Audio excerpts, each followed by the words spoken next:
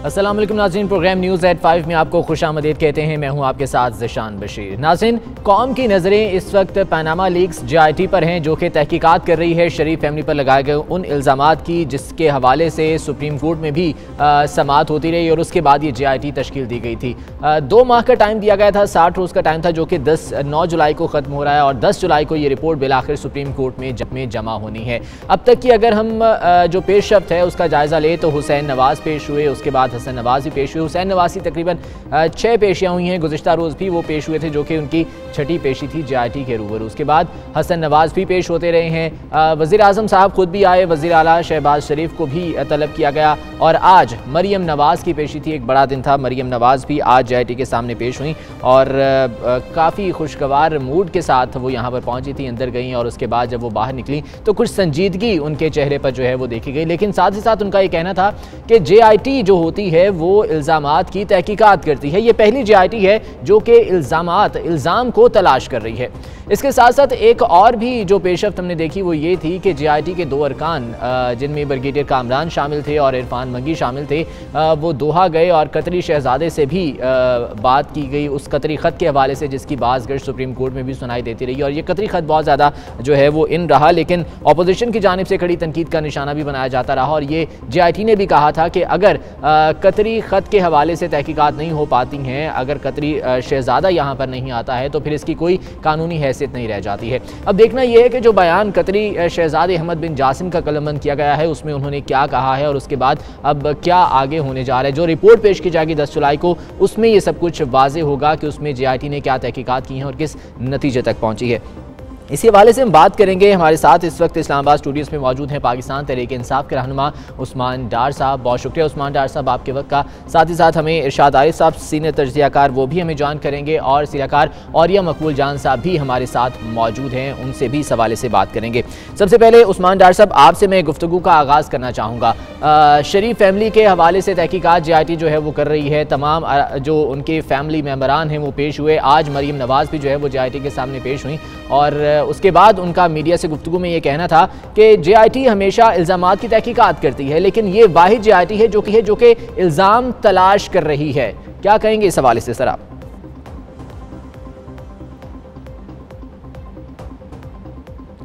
उस्मान डार साहब, आप मुझे सुन पा रहे हैं? उस्मान डार साहब गालिबन उन तक मेरी आवाज़ नहीं पहुंच पा रही है और ये मकबूल जान साहब हमारे साथ मौजूद हैं। और ये मकबूल जान साहब, आप फरमाइएगा, तमाम मेम्बरान जो है वो फैमिली मेम्बरान शरीफ फैमिली के वो पेश हुए एक एक करके और तमाम दस्तावेजी सबूत बकौल उनके वो भी पेश कर दिए गए। उसके बाद हमने देखा कि JIT के 2 अरकान दोहा गए, वहाँ पर उन्होंने शहजादे का बयान भी कलमबंद किया। अब ये तमाम तर मंजरनामा आप किस तरह से देख रहे हैं और आने वाले दिनों में क्या कोई बड़ी पेशरफ्त, कोई बड़ी डेवलपमेंट हम देख सकते हैं?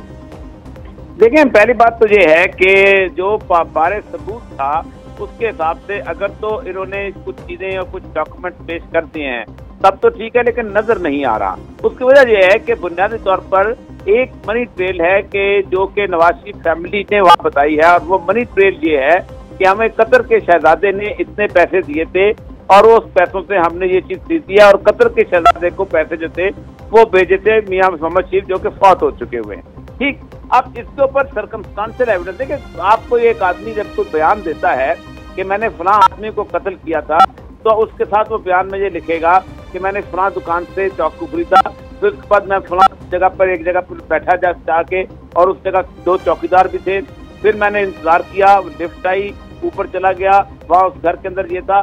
तो फिर उसके बाद तहकीकात शुरू होती हैं, फिर हम आप दुकानदार के पास जाते हैं, उससे चाकू की रसीद देखते हैं, फिर उस चौकीदार के पास जाते हैं।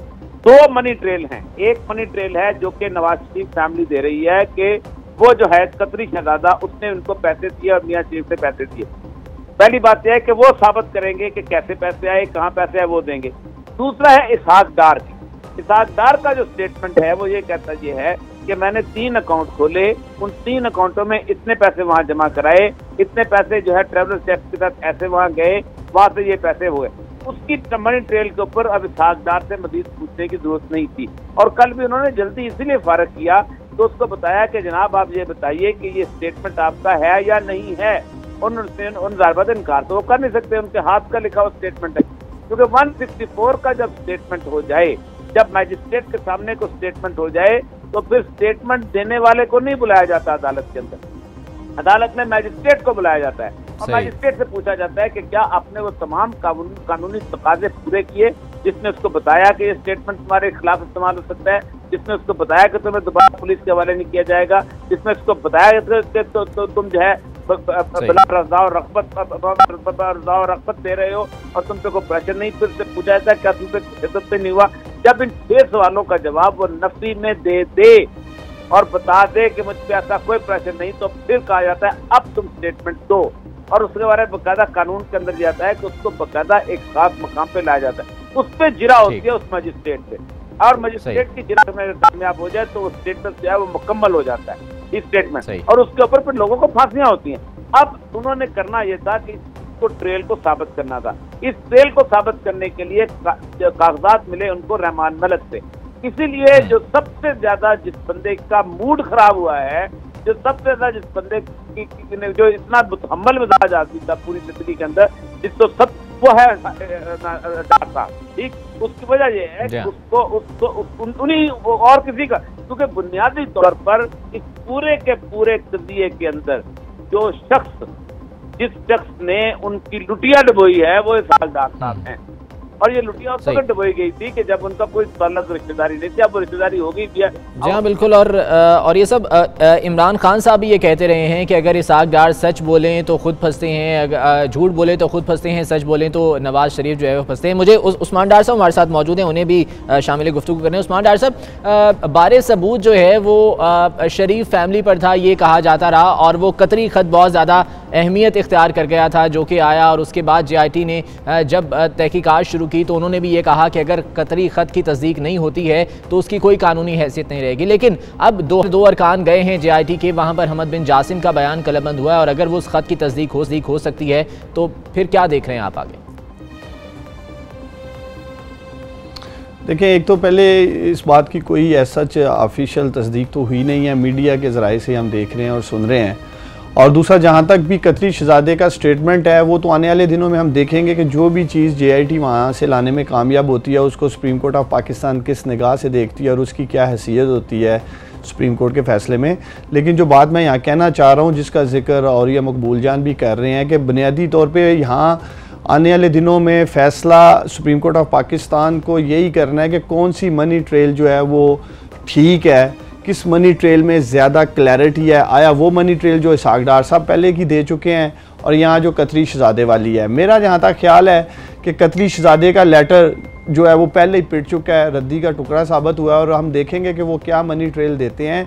ज़िशान, यहाँ गौरतलब बात ये है जो मैं पहले बात करना चाह रहा था कि आज जो है मरियम बीबी ने तो सुप्रीम कोर्ट ऑफ पाकिस्तान की बनाई हुई JIT की धज्जियाँ बिखेर दी। आज उन्होंने जब आके बाहर मीडिया में ये कहा है कि मुझसे तो उन्होंने सवालात पूछ लिए, लेकिन जब मैंने JIT से पूछा जी कि मेरे ऊपर इल्ज़ाम क्या है, तो JIT वाले कहते हैं जी हमें नहीं पता आप पे इल्ज़ाम क्या है, जबकि पूरी कौम जानती है। और ये अभी तक कौम को बेवकूफ़ बना रहे हैं, ये समझते हैं कि आम शहरी जो है पाकिस्तान का वो बेवकूफ़ है, उसे पता ही नहीं है इन लोगों पे क्या इल्ज़ाम है और फिर ये क्यों पेश हो रहे हैं। इनको पता होना चाहिए इनके ऊपर क्रिमिनल इन्वेस्टिगेशन हो रही है, और वो भी करप्शन की इन्वेस्टिगेशन हो रही है। और जो भी वहाँ पेश हो रहा है, एक तो मैं ये कहना चाहता हूँ, जो भी पेश हो रहा है इन सब में एक चीज़ कॉमन है, जो भी जुडिशल एकेडमी से बाहर आता है वो इमरान खान की तारीफ़ें करना शुरू कर देता है, इमरान खान उसके असाब पे सवार हो जाता है, जैसे कि अंदर इमरान खान बैठा हुआ है जो इनसे सारी इन्वेस्टिगेशन कर रहा है। और बिलखसूस जो इसहाक डार साहब का बात कर रहे थे, और उन्होंने इतनी उस दिन गंदी ज़ुबान इस्तेमाल की जब बाहर आए, क्योंकि वो जानते हैं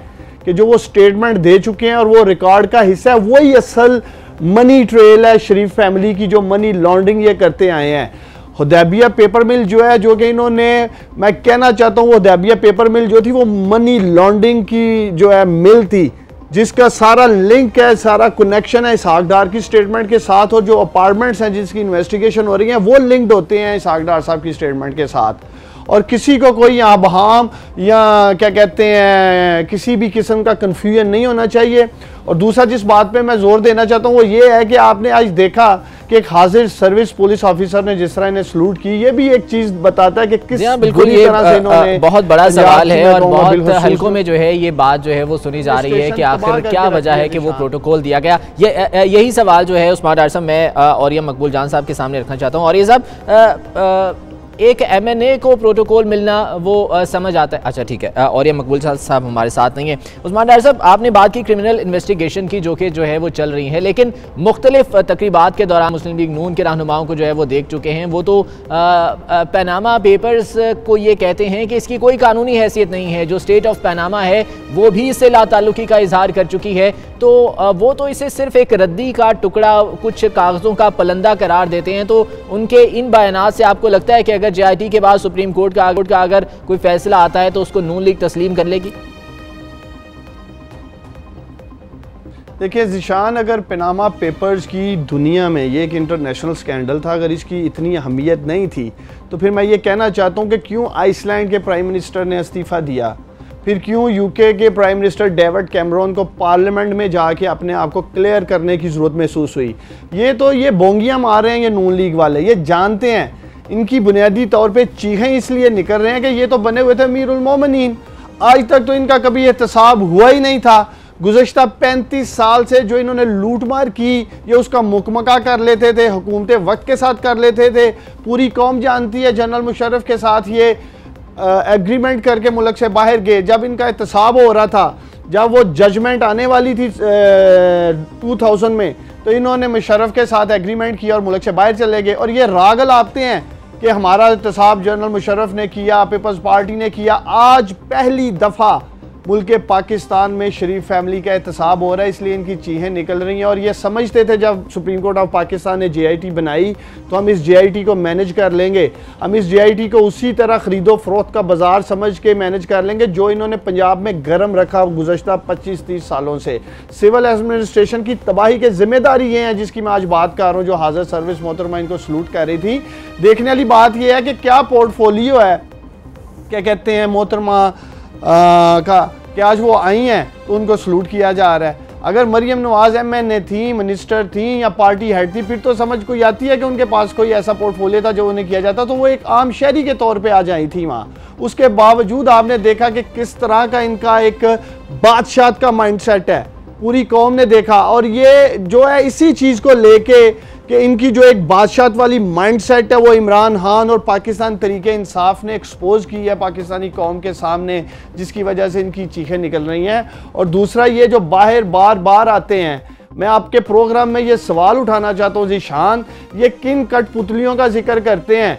तलाल चौधरी साहब कहते हैं कि फैसला कहीं और लिखा जाएगा, मरियम बीबी निकलती हैं तो ये कहती हैं कि साजिशें करने वाले सुन लें, हुसैन और हसन नवाज निकलते हैं और वो भी यही कहते हैं। और करमानी साहब ने तो आज इंतहा कर दी, वो कह रहे थे कि JIT वालों से हम JIT के बाद जो है JIT के पैसों का हिसाब लेंगे। तो पहले तो इनसे ये किरमानी साहब को डार साहब इसको एक जेम्स बॉन्ड की फिल्म भी करार दे चुके हैं। लेकिन बहरहाल इस हवाले से भी बात करते हैं। हमारे साथ पाकिस्तान पीपल्स पार्टी की शर्मिला फारूकी साहबा मौजूद हैं, उनसे इस हवाले से बात करेंगे। शर्मिला फारूकी साहबा, बहुत शुक्रिया आपके वक्त का। मरियम नवाज आज JIT के सामने पेश हुई और उसके बाद उन्होंने कुछ मीडिया से गुफ्तगू भी की, तकरीर उन्होंने की, सवालात के जवाब तो नहीं दिए। और उनका ये कहना था कि JIT जो है वो इल्ज़ामात की तहकीकात करती है, ये पहली JIT मैंने देखी है जो कि इल्ज़ाम तलाश कर रही है। पीपल्स पार्टी का इस पर क्या मौक़िफ़ है, क्योंकि रहमान मलिक भी JIT के सामने पेश हो चुके हैं और उन्होंने भी ये कहा था कि उन्होंने दस्तावेज़ात जो है वो दे दिए हैं, क्या कहेंगी आप? देखिए, बड़ी सादा सी बात है कि एक क्रिमिनल इन्वेस्टिगेशन हो रही है जो JIT कंडक्ट कर रही है। उन्होंने मरियम नवाज को तलब किया है, वहाँ उनकी पेशी हुई है, उन्होंने जाहिरी बात है JIT के सवालात के जवाबात भी दिए होंगे।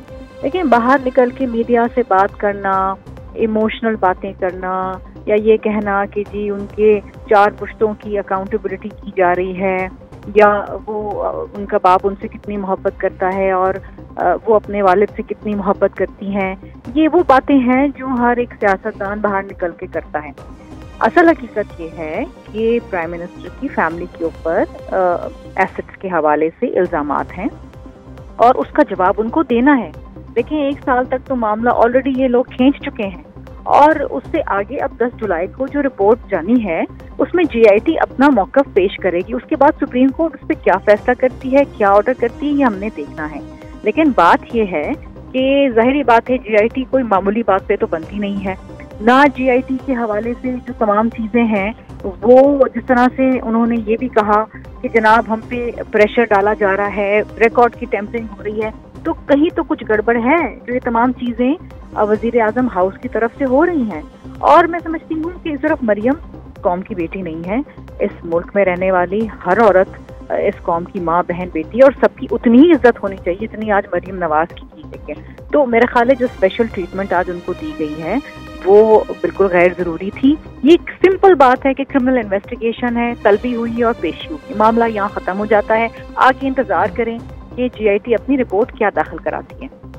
शर्मिला साहबा, कुछ दिन पहले की बात है, रहमान मलिक साहब भी जो है वो GIT के सामने पेश हुए और उनका ये कहना था कि उन्होंने तमाम तर दस्तावेजी सबूत जो हैं वो दे दिए हैं जो शवाहिद उनके पास मौजूद थे, और साथ ही साथ कुछ जो ग्रे एरिया से अपने हिसाब से उन्होंने जो है उनको कवर कर दिया है। लेकिन यहाँ पर सवाल ये है कि जब पीपल्स पार्टी का दौरे हुकूमत था, रहमान मलिक साहब वज़ीर दाखिला थे, उस वक्त ये तमाम तर चीज़ें क्यों सामने नहीं लाई गई थी?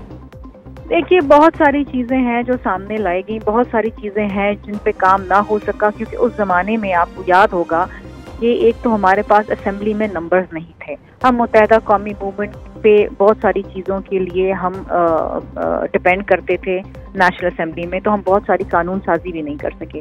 दूसरी चीज़ ये है कि आपको पता है उस ज़माने में इफ्तिखार चौधरी साहब की अदालतें रखती थी और रोज़ हर किसी की पेशी होती थी, यहाँ तक कि गिलानी साहब को घर भी भेज दिया गया। तो बहुत सारे ऐसे मामलात हैं, हालात थे उस ज़माने में जो बहुत सारी चीज़ें पीपल्स पार्टी करना चाहती थी लेकिन ना कर पाई। इस पे तो मेरा ख्याल है कि मेरा ख्याल है आपके कई प्रोग्राम गुजर जाएंगे, जब हम गिनवाना शुरू करेंगे और बताना शुरू करेंगे तो वक्त कम पड़ जाएगा। सही। तो आपको लगता है कि अब कोई जो है वो तारीख रकम होने जा रही है, कोई तारीखी फैसला सुप्रीम कोर्ट का GIT की इन्वेस्टिगेशंस के बाद सामने आएगा? देखिए, अब GIT क्या आगे रिपोर्ट दाखिल कराती है सुप्रीम कोर्ट में और उसके बाद क्या सुप्रीम कोर्ट उसके ऊपर फैसला करती है, ये कहना कब्ल वक्त होगा। लेकिन जाहिर बात है कि सुप्रीम कोर्ट ने कुछ समझा जब तो GIT बनाई। सही, ठीक है। शर्मिला साहबा, आप साथ रहिएगा। डॉक्टर साहब, मुझे ये बताइएगा कि पाकिस्तान तहरीक इंसाफ इस वक्त कितनी कॉन्फिडेंट है, क्योंकि कल हमने वज़ीर आज़म साहब को जो वो उन्होंने टीम के एजाज़ में इस्तकबालिया दिया, उसमें तो काफ़ी खुलकर बातें की और उनका ये कहना था कि जब मुझे बाउंसर कोई मारता है तो मुझसे बर्दाश्त नहीं होता, मैं उसको हुक करके बाउंड्री के बाहर जो है वो फेंक देता हूँ, छक्का चौका लगा देता हूँ। तो वो तो खासे कॉन्फिडेंट दिखाई दे रहे थे। तहरीक इंसाफ किस हद तक जो है वो कॉन्फिडेंट है इस मामले पर? देखें, इस दफ़ा ज़िशान जो बाउंसर लगा है ना नवाज शरीफ साहब को, वो तो सीधा उनके हेलमेट पे लगा जाके, इसको ना वो हुक कर सके हैं ना वो पुल कर सके हैं, और वो उनके चेहरे से नज़र आ रहा है कि जो इमरान खान का ये बाउंसर है वो मियाँ साहब के हेलमेट पे हिट किया है। और बहुत जल्द जब 10 जुलाई को GIT अपनी रिपोर्ट जमा करवाएगी और सुप्रीम कोर्ट ऑफ पाकिस्तान के फ़ैसले से जब इनके चेहरे से वो हेलमेट उतरेगा जिस पे बाउंसर लगा है, वो निशानात नज़र आएंगे कौम को करप्शन के। वो करप्शन के निशानात जो हैं और वो जो तासुरात हैं वो इन सब दरबारियों के जो वहाँ जा रहा है जुडिशल एकेडमी के अंदर और जो बाहर आ रहा है, आप इनको अंदर जाते हुए देखें, इनके चेहरे देखें और बाहर आके इनको देखें कि किस बुखलाहट का ये शिकार होते हैं और इनके असाब पे इमरान खान सवार हो जाते हैं। हमें तो इंशाल्लाह ताला नज़र आ रहा है, ये पहले भी नाकाम रहे, सुप्रीम कोर्ट ऑफ पाकिस्तान में भी ये कुछ नहीं दे सके थे, पूरी कौम ने देखा, उसी वजह से ये GIT बनाई गई। अगर ये सुप्रीम कोर्ट ऑफ पाकिस्तान में कुछ दे देते तो आज GIT बनाने की नौबत ही निशान नहीं आती। तो GIT को भी ये कुछ भी देने में नाकाम रहे हैं, इसीलिए ये उस GIT को कंट्रोवर्शियल करने की कोशिश कर रहे हैं। इन्होंने GIT के खिलाफ एक महाज खोल रखा है कि हम किसी भी सतह पे ये साबित कर सकें आने वाले कल में जब इनके खिलाफ फैसला आता है तो ये कहें जी हम तो पहले ही कहते थे कि ये GIT बाइज्ड है और ये GIT के जो मेंबरान हैं ये जो है वन साइडेड इन्वेस्टिगेशन कर रहे हैं, और दूसरी तरफ जो है ये पेश होते हैं और वहाँ कहते हैं जी हमने 3 नस्लों का हिसाब देना शुरू कर दिया जी, वज़ीर आज़म आ गए हैं, ये बात तो बारहा हो चुकी है कि 3 नस्लों का हिसाब जो है उन्होंने दे दिया है।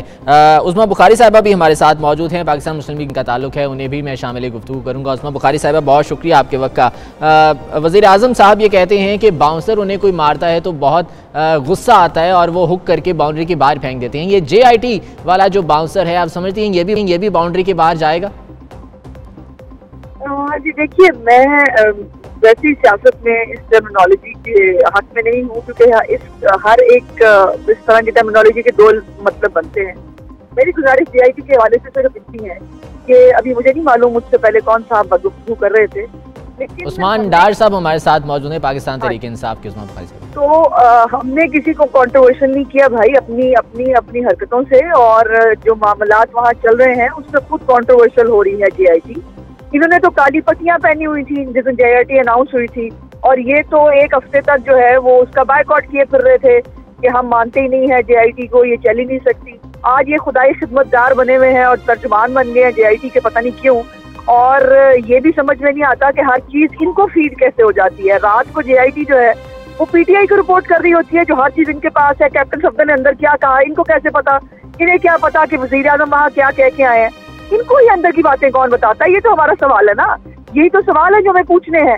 हमने व्हाट्सएप की स्टोरी जो बात शुरू हुई, उसमें आपके लोग बताते हैं आके, आपके लोग बताते हैं जब आपकी कैबिनेट आप लोग बैठते हैं अंदर, वही हमें बता रहे हैं। करने की जरूरत नहीं, मैं जिनसे बात कर रही हूँ मैं अपना पॉइंट ऑफ व्यू उनको दे रही हूँ। जी प्लीज कंटिन्यू उस्मा बुखारी साहब। दूसरी मेरी गुजारिश आपसे ये है कि व्हाट्सएप कॉल की जहाँ तक बात है, हमने जब गुजारिश की अदालत के अंदर तो एक जज साहब ने जो है सिर्फ इतना कहा कि हमने व्हाट्सएप कॉल कराई थी और बात खत्म हो गई। देखिए ऐसे बात खत्म नहीं हो सकती कि हमारी गुजारिशात जो हैं वो सुप्रीम कोर्ट को सुननी चाहिए, उनके ऊपर जो है वो उनकी जो एक ओपिनियन है वो आनी चाहिए, क्योंकि इतराज़ात को सुनी अनसुनी कर देने से तो ये इंसाफ का तकाजा नहीं है। और फिर दूसरी बात इम्पोर्टेंट ये है जो मैंने कल भी शायद आपके चैनल पे कहा था, आमिर अजीज साहब ऑलरेडी हुदैबिया पेपर मिल्स को मुशर्रफ के दौर में उसके राइट हैंड के तौर पे डील कर चुके हैं। अब वो दोबारा अपने ही किए हुए केस को दोबारा इन्वेस्टिगेट कर रहे हैं। ये कानूनी तौर पर मुमकिन ही नहीं है कि एक इंसान अपनी इन्वेस्टिगेशन को री इन्वेस्टिगेट करे। तो ये तमाम चीजें हैं जो सुप्रीम कोर्ट को, जिसका हमें उम्मीद है कि वो अपनी जजमेंट के अंदर जवाब देंगे। और लेकिन उस्मा साहिबा आपने कंट्रोवर्शियल बनाने की बात की है। कंट्रोवर्शियल तो हमने देखा कि बेशतर मौके पर पाकिस्तान मुस्लिम लीग नून के रहनुमा जो है वो JIT को तनकीद का निशाना बनाते रहे। दानियाल अजीज हमेशा जो है वो बाहर आके इस तरह की बात करते हैं, तलाल चौधरी साहब हैं वो इस तरह की जो है वो बातें करते हैं। तो कंट्रोवर्शियल तो खुद मुस्लिम लीग नून बना रही है इसको। नहीं, मैं दोबारा अपनी मेरा ख्याल पॉइंट अपना देने की कोशिश करती हूँ। भाई किसी के ऊपर एतराज करना जो है, और एतराज बा एतराज नहीं है। देखिए व्हाट्सएप स्टोरी हुई है ना, तस्वीर लीक हुई है ना, और लेकिन उस पर सुप्रीम कोर्ट के जो है वो वाज़ेह स्टेटमेंट मौजूद है उस्मा साहिबा। रैपिड फायर क्वेश्चन नहीं खेलते, मुझे ये इम्पोर्टेंट बात है, मुझे जरा उसका जवाब देने दीजिए। गुजारिश आपकी ये है कि तस्वीर की जो बात है उसके बाद देखिए, वैसे जैसा आप कहते हैं हर चीज को हमने ओपन रखना है, और तस्वीर का वो कहते हैं अटॉर्नी जनरल को ये कान में बता दो। ऐसे नहीं होता है भाई, मतलब बहुत सारी चीजें खुद सामने आ रही हैं। हम अगर उन चीजों को हाईलाइट कर रहे हैं और अगर हम उसके ऊपर लोगों को कॉन्फिडेंस में ले रहे हैं, क्या ये जो है खुदाई खिदमतगार नहीं बने हुए, क्या ये तर्जुमान नहीं बने हुए हैं? और ये वही 3 जजों का बेंच है जिसके ऊपर जब ये जजमेंट आई थी तो इन तीनों जजों के जो हाल किया था इनका सोशल मीडिया टीम ने PTI की, और वो 2 जज जो है वो आसमान से उतर आए थे और इन तीनों के बारे में जो हालत की थी, इनके पता नहीं कौन कौन से प्लॉट निकाल के ले आए थे। आज ये जो है, आज को ये सब कुछ बहुत अच्छा लग रहा है। मतलब ये ऐसे नहीं है। मुझे ये बताइए, मेरा सवाल है कि वजीर आजम हाउस के फोन कौन टेप कर रहा है? कौन कर सकता है वजीर आजम हाउस का फोन टेप? और वो किस कानून के तहत हो रहे हैं? इसका जवाब हमें चाहिए। सही, चलें मुझे एक ब्रेक लेना है उस्मा बुखारी साहिबा। यही सवाल जो है उस्मान डार साहब के सामने रखेंगे और आप ही की बात को जो है वो कंटिन्यू करेंगे। नाज़रीन मुझे यहाँ पर एक ब्रेक लेना है, ब्रेक के साथ एक गुफ्तगू का सिलसिला आगे बढ़ाते हैं हमारे साथ।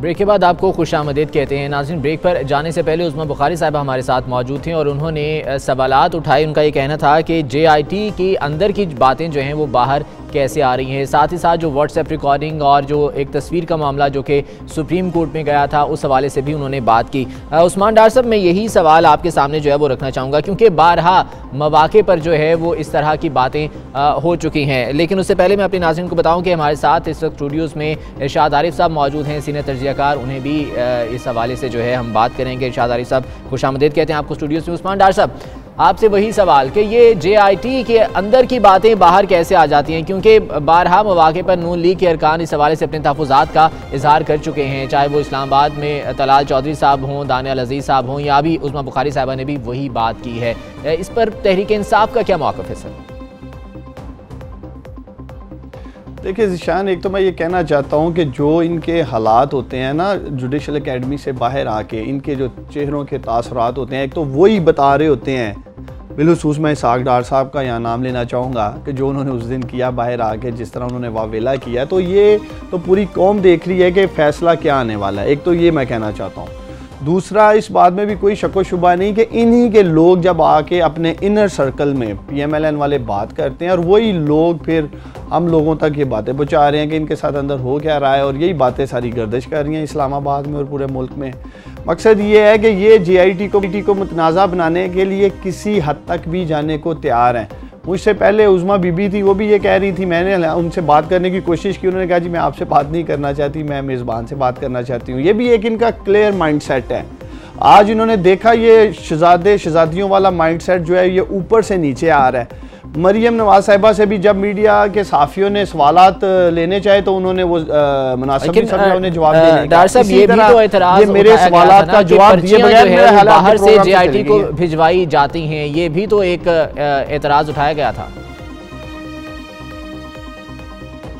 देखिए वो कौन पर्चियां भिजवा रहा है, फिर ये पूछने वाली बात है ना, वो इमरान खान साहब भिजवा रहे हैं। अगर प्राइम मिनिस्टर हाउस का फोन टैप हो रहा है और वो क्या इमरान खान साहब कर रहे हैं, इनसे फिर पूछने वाली बात है ना, वो कौन लोग हैं जो गुत्थियां सुलझा रहे हैं, हला रहे हैं, साजिशें कर रहे हैं, ये नाम भी नहीं लेते हैं।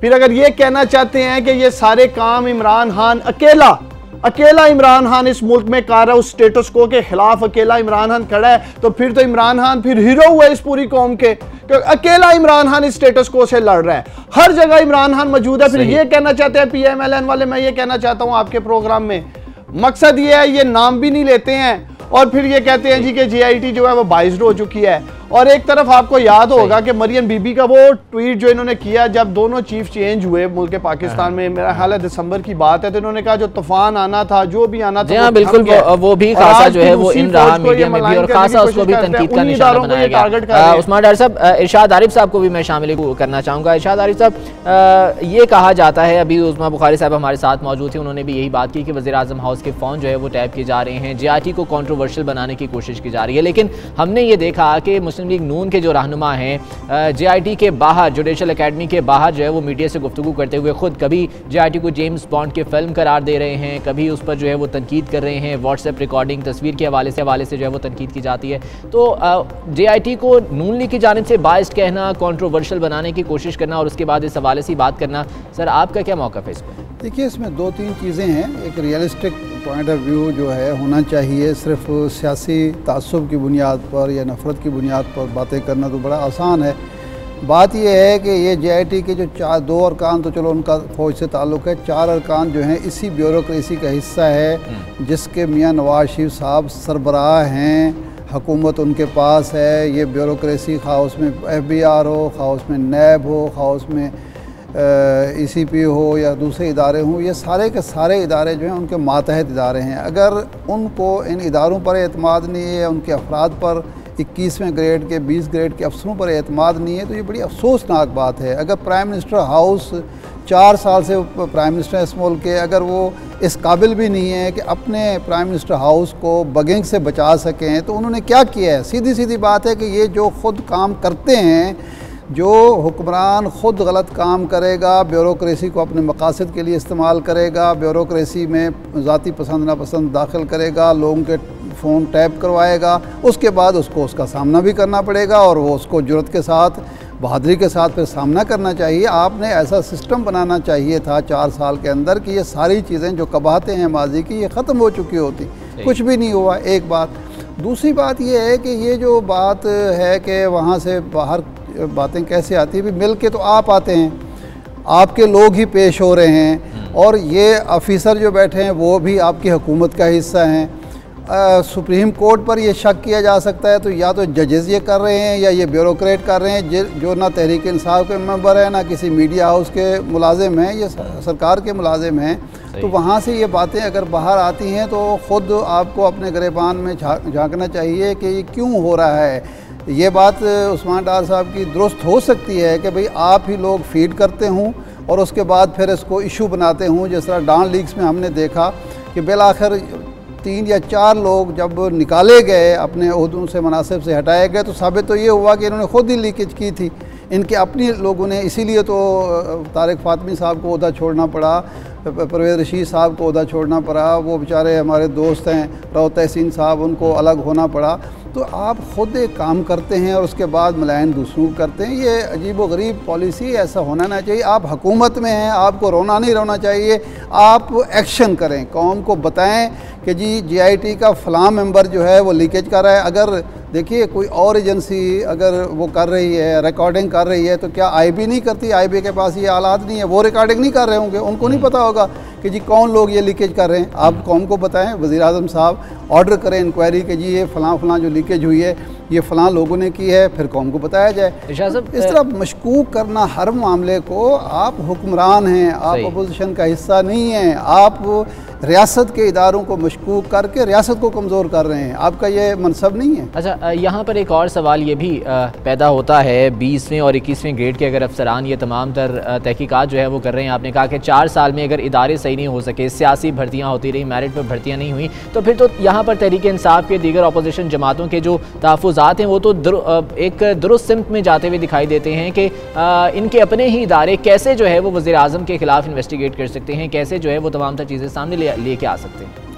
देखिए ये बिल्कुल जायज़ मौक़िफ़ है और जायज़ मतलब ये सिर्फ तहरीक इंसाफ का इशू नहीं है। हर ज़ी शऊर शख्स ये समझता है कि इस मुल्क के अंदर अव्वल तो एहतसाब होता नहीं है और ताकतवर का एहतसाब का तो सवाल ही बन जाता है। और जब होने लगता है और वही लोग जो फैसला कौन जो सरकारी अफसरों के तनज़ली कर सकते हैं, उनको तरक्की दे सकते हैं, उनको मराद दे सकते हैं, उनसे ये तवक्को करना कि वो अपने सरबराह हुकूमत के ख़िलाफ़ तहकीकात करेंगे, अगर वो कर लेते हैं तो वो फरिश्ते हैं, उनको दाद देनी चाहिए, उनको इनाम मिलना चाहिए, अवार्ड मिलना चाहिए। अगर वो नहीं कर पाते तो वो मजबूर होंगे और उसकी ज़िम्मेदार हमारा सिस्टम होगा जो यहाँ ताकतवर को मौका ही नहीं देता कि जी उसका एहतसाब हो सके। ये अभी ताज़ा तरीन वाक़या है जनूबी कोरिया का, वहाँ सदर के ख़िलाफ़ जब ये मामला सारा हुआ, ख़ातून सदर के ख़िलाफ़, प्रोसिक्यूशन ने जो उनकी कॉन्स्टिट्यूशनल कोर्ट है उसके सामने यही मौक़िफ़ इख्तियार किया कि अगर हम इनको गिरफ़्तार नहीं करते, हमारे लिए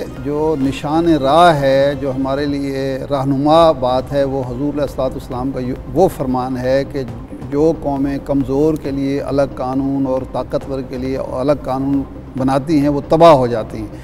हमने ये फ़ैसला करना है कि हुसैन नवाज़ हो या कोई किसी दूर दराज के दारुद्दीन चकवाल का हुसैन हो, उसके लिए कानून एक है या नहीं है। एक मुल्क में तो प्रेसिडेंट जो है उसको हथकड़ी लगती है और तूफ़ान नहीं मचता, ना आसमान गिरता है। दूसरे मुल्क में एक वज़ीर आज़म के साहबजादे को बड़े एयर कंडीशन कमरे में कुर्सी पर बिठाया हुआ है, वो आराम से बैठे हुए हैं, सोच विचार कर रहे हैं और उस पर तूफ़ान खड़ा होता है प्रोपेगेंडे का। तो क्या हम अपनी कौम को ये तासुर दे रहे हैं कि हुक्मरानों के बच्चे जो होते हैं वो आसमानी मखलूक होते हैं और उनका एहतसाब नहीं हो सकता, या वो कोई मावरा चीज़ है? ये जो तासुर है ये दूर होना चाहिए। तबाही का तासुर है, किसी कौम की तबाही इसी तरह से आती है। ठीक है, उस्मा बुखारी साहब एक बार फिर से हमारे साथ मौजूद हैं। उस्मा साहिबा, अभी हम बात कर रहे थे, जो सवाल आपकी जानिब से उठाया गया था वज़ीर आज़म हाउस के फ़ोन जो हैं वो टैप होना और इसके अलावा व्हाट्सएप रिकॉर्डिंग तस्वीर का मामला, लेकिन यहाँ पर अभी बात हो रही थी कि तमाम तर इदारे अगर हुकूमत के मातहत हैं तो फिर ये तमाम तर तहफ़्फ़ुज़ात का इजहार तो दूसरे फरीक की जानिब से किया जाना चाहिए, ना कि मुस्लिम लीग नून की जानिब से कि इस तरह के जो है वो काम हो रहे हैं। देखिए भाई, या तो फिर आप और मैं जो है, हमें पाकिस्तान की तारीख का शायद इल्म नहीं है अगर आप ये सवाल मुझसे आज कर रहे हैं। क्या ये हमेशा नहीं हुआ? इस मुल्क में एहतसाब सिर्फ सियासी लीडरों का तो हुआ है हमेशा, और वो एहतसाब के नाम के ऊपर तो सारे खेल खेले गए हैं इस मुल्क के अंदर हमेशा। और ये एहतसाब 5वीं दफ़ा हो रहा है। ये जिन फ्लैट्स की बात हो रही है, ये 5वीं दफ़ा ये इन फ्लैट्स का एहतसाब हो रहा है। अभी फिर मैंने जो एंड पे अभी सुना, जो पता नहीं कोई तबाही मुल्क में, अल्लाह माफी दे, एक तो लैंग्वेज जो है ना वो बड़ा इनका सुपरलेटिव डिग्री इस्तेमाल करते हैं, तबाही, मर गए, मिट गए, बर्बाद हो गए इस मुल्क में। इससे ज्यादा ये लैंग्वेज मुझे बड़ी हैरत होती है। इस मुल्क के लिए कभी तो खैर का लफ्ज भी इस्तेमाल कर लिया करें। अभी मुझे ये बताइए कि जो सोशल मीडिया के ऊपर या जो ये ह्यूमन क्राइम मचाया हुआ है इमरान खान साहब ने, इतने खौफजदा है वो मरियम नवाज से, अगर उसके घर के लोग उसके साथ जो है वो JIT तक आते हैं, उसको इन्होंने प्रोटोकॉल बना दिया। खुद नथिया गली में पिछले 2 महीने से कयाम फरमा रहे हैं विद फुल प्रोटोकॉल। और रेहान बीबी की तस्वीरें हमारे पास मौजूद है, जब उनकी शादी नहीं हुई थी और वो कराची भी तशरीफ ले गई थी, उनके साथ एक लेडी कांस्टेबल उनके पीछे खातून अव्वल की जो है वो प्रोटोकॉल की तरह बैठा करती थी। तो इस तरह ये बातें ना करें। अगर आप बेटियों और बहनों पे आ गए तो ये बड़ी दूर तक जाएगी। देखिए 80 और 90 की दिहाई में जो पीपल्स पार्टी और नून लीग के बीच में हुआ, जिस तरह से मोहतरमा बेनजीर भुट्टो शहीद जो है वो भी अदालतें भुगतती रही, फिर उसके बाद कलसूम नवाज और मरियम जो है उनको भी जिस तरह से मुशर्रफ दौर के अंदर जो है उनके साथ जो हालत की गई, अब हमारा ख्याल था कि हम उससे आगे आ गए हैं। लेकिन इमरान खान साहब को जो शौक सताया है ना, वो शौक मेरा ख्याल है कि अब हमें पाकिस्तान को थोड़ा और हमें कुछ बिटर रियलिटीज की तरफ जाना पड़ेगा। देखिए अभी तो आप इन लोगों से जवाब क्यों नहीं मांगते? ये कहीं जवाब देते ही नहीं भाई। हम तो हर जगह जवाब दे रहे हैं, सुप्रीम कोर्ट में भी गए, JIT में भी गए, हर जगह जाते हैं। इलेक्शन कमीशन 10वीं दफा इनको आखिरी मोहलत देता है, ये वहाँ जवाब जमा नहीं कराते। सुप्रीम कोर्ट इनको बुला के थक जाता है, ये वहाँ जवाब नहीं देते। तो भाई जवाब तो इनको देना पड़ेगा। अलीमा खान की जवाब ले लेते हैं। एक मिनट मुझे बात कंप्लीट करने देना। अलीमा खान की जो टैक्स उन्होंने खुद ऑन रिकॉर्ड मौजूद है कि टैक्स मैनेजमेंट के लिए उन्होंने जो है वो अपने फ्लैट छुपाए थे और नहीं बताए, तो हर एक को अपनी ऑफशोर कंपनी का अब जवाब देना पड़ेगा। अजीब बात है। इमरान खान साहब लॉकडाउन करने निकलते हैं इस्लामाबाद को, जहांगीर तरीन, अलीम खान, शहराम तरकई, सबकी ऑफशोर कंपनियां हैं, उनको वो साइड पे खड़ा करके और वो लोगों को जो है वो धमकियां दे रहे होते हैं। तो ऐसा नहीं चलेगा और ये सबको जवाब अपने देने पड़ेंगे। एक चीज की वजाहत मैं वो बात उन्होंने की तबाही के हवाले से, खुदा मेरी पाकिस्तान की तबाही की बात नहीं की। मैंने ये कहा था कि हजूर अकरम सल्लल्लाहु अलैहि वसल्लम का फरमान है, आपने फरमाया वो कौमें तबाह हो जाती हैं, हो गई जिन्होंने ताकतवर के लिए और कानून बनाया और कमज़ोर के लिए और कानून बनाया। हमने वो तबाही का रास्ता अख्तियार नहीं करना, क्योंकि हम हुज़ूर सल्लल्लाहु अलैहि वसल्लम के मानने वाले हैं और उनकी बात हमारे लिए उसवे हसना भी है, निशान राह भी है, निशान मंजिल भी है। जी हाँ बिल्कुल, कानून तो सबके लिए बराबर होना चाहिए। उस्मान साहब, उस्मा बुखारी साहिबा का ये सवाल कि हम तो हर जगह पर जवाब दे रहे हैं, पाकिस्तान तहरीक इंसाफ कहीं पर जो है वो जवाब नहीं देती बल्कि भाग जाती है, क्या कहेंगे आप इस पर? देखिए मैं इनके हर बात का जवाब देता हूँ और प्लीज़ मेरी इनसे रिक्वेस्ट है कि ये बीच में बोलेंगी ही नहीं। जो इन्होंने कहना है ये एंड में कह सकती हैं। एक तो उस्मा बीबी कोई यहाँ किसी की बेटी या बहन के अदालतों में नहीं खींच रहा है। अगर मियाँ साहब में और हसन और हुसैन में कौमी गैरत होती ना, और अगर उनमें इखलाकी जुर्रत होती, तो वो मनी ट्रेल देते, अपनी बहन या बेटी को अदालतों में ना आना पड़ता उन्हें। दूसरा, हम मरियम बीबी को लेके खौफजदा नहीं है। जो उन्होंने पूरे शहरों में मरियम मेरी आवाज़ के पोस्टर लगाए हैं, मैं कल मीडिया पे देख रहा था, सियालकोट में भी इन्होंने लगाए हुए थे। मैं आपके प्रोग्राम में मरियम नवाज को चैलेंज करता हूं, वो इतनी बड़ी लीडर जवाब नहीं दे रही, सवाल से इलेक्शन लड़ ले मेरे मुकाबले पे। मैं आ रहा हूँ, उस तरफ भी आ रहा हूँ। दूसरा, ये जो कहती हैं कि जी इमरान खान के लेफ्ट राइट में जो है वो ऑफशोर वाले हैं, उनका एहतसाब होना चाहिए। मैं कहता हूँ गवर्नमेंट में तो आप लोग हैं, तमाम अदारे तो आपके पास हैं, आप पकड़ते क्यों नहीं है? आप इन्वेस्टिगेशन क्यों नहीं करते हैं? आप लोग आते हैं टॉक शोज पे और मीडिया पे खड़े होकर इल्जामात लगाना शुरू कर देते हैं। जिस दिन पाकिस्तान तरीके इंसाफ हुकूमत में होगी, ज़ीशान, मैं आपके प्रोग्राम में कह रहा हूँ, इंशाल्लाह ताला इनकी तरह हम पेड़ फाड़ने के दावे नहीं करेंगे। जेलों में डालेगा। मेरे पास वक्त की बहुत ज़्यादा कमी है। बहुत शुक्रिया आपके वक्त का, हमारे साथ मौजूद थे उस्मा बुखारी साहिबा, आपका भी बहुत शुक्रिया। इरशाद आरिफ साहब हमारे साथ स्टूडियोज में मौजूद थे, आपका भी बहुत शुक्रिया। नाज़रीन, सिर्फ चंद का टाइम बाकी बचा है। 10 जुलाई को सुप्रीम कोर्ट में अब ये रिपोर्ट पेश होनी है। JIT ने अब तक की जो तहकीकात की हैं वो सुप्रीम कोर्ट में पेश होंगी और उसके बाद फैसला सुप्रीम कोर्ट ने लेना है। दूध का दूध पानी का पानी होगा या नहीं होगा, जिन तहफ़्फ़ुज़ात का इज़हार अपोजिशन की जानिब से किया जा रहा है वो किस हद तक दुरुस्त हैं, इस हवाले से पता चलने में अब सिर्फ 4 दिन बाकी रह गए हैं। तमाम कौम की नजरें इस तरफ हैं, हम भी इस हवाले से आपको आगाह रखेंगे। आज के प्रोग्राम से मुझे इजाज़त दीजिए, आपके फीडबैक का इंतजार रहेगा। अल्लाह ने के बाद।